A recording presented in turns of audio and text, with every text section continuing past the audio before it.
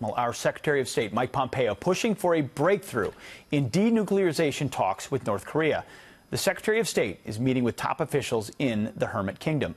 But fresh questions are now being raised about its commitment to actually ditch their nuclear weapons. There are new reports today that the Hermit Kingdom is working on a submarine capable of firing nuclear-armed missiles. Not a great sign. Joining us now to analyze is Gordon Chang, author of Nuclear Showdown, North Korea Takes on the World, along with David Tafuri, a former department official during the Obama administration. Thank you both for being here. Gordon, I'll start with you. You say they've got one shot, which the president has said. What has to happen on this trip for the Secretary of State? I think the Secretary of State needs to come back with a written commitment from Kim saying, look, giving up nukes, giving up missiles, going to dismantle the weapons infrastructure, and agree to the most intrusive inspections regime on Earth. We need this now because we've seen all these reports, not only the ones about the submarines, but also the increased production of fissile material, working on their plutonium reactor, which has no peaceful purposes, all the rest of it. So we need to know where Kim stands. David, you know, the last deal we struck, the Iran deal, left a bad taste in a lot of our mouths.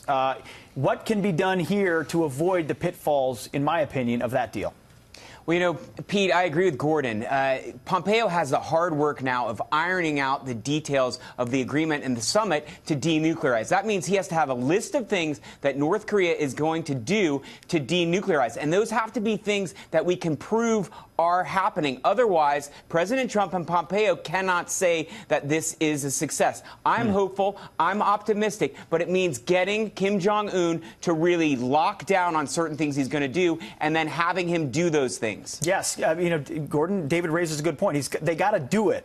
What happens if, because we've seen these reports in the news media, they're still developing this, they're still doing that. What if we sign a great deal, Pompeo leaves, and then North Korea 2-3 weeks from now, it's clear that they're cheating? What do we do next?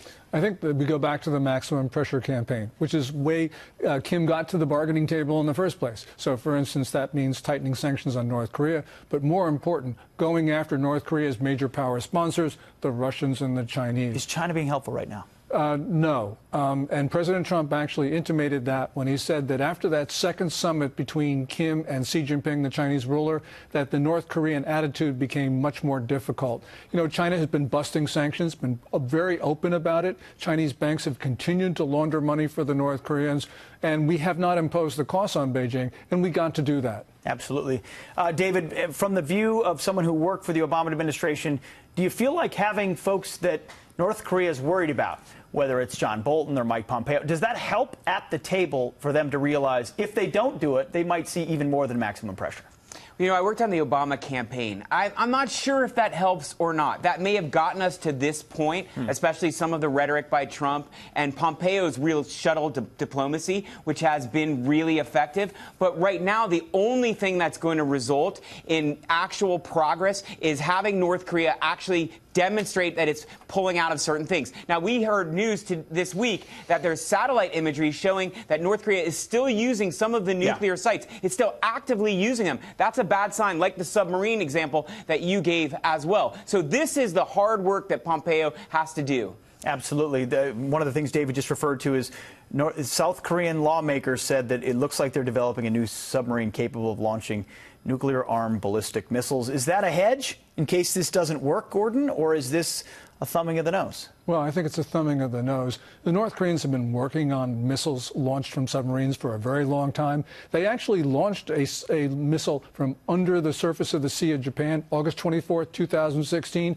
They have Russian technology to do this. So this has been a long-term project of theirs. I think they're just accelerating what they've done before. David, I appreciate your fair-mindedness on this as someone who's had to be defensive about certain things. As you look at the prospects of this deal, because we all want it to work, is it an over 50% chance that it happens, or are you pessimistic? I think it's a 50% chance that this is going to move forward in a productive way. But I think it's real high stakes for the Trump administration because this is now their #1 foreign policy objective, and they don't have much else to show on the foreign policy front other than North Korea, which could be fantastic if North Korea really does take legitimate, identifiable steps to denuclearize. 50%. Well, and if the flip side is war or the threat of war, you certainly don't want that side either. Appreciate you both. Great insights this evening.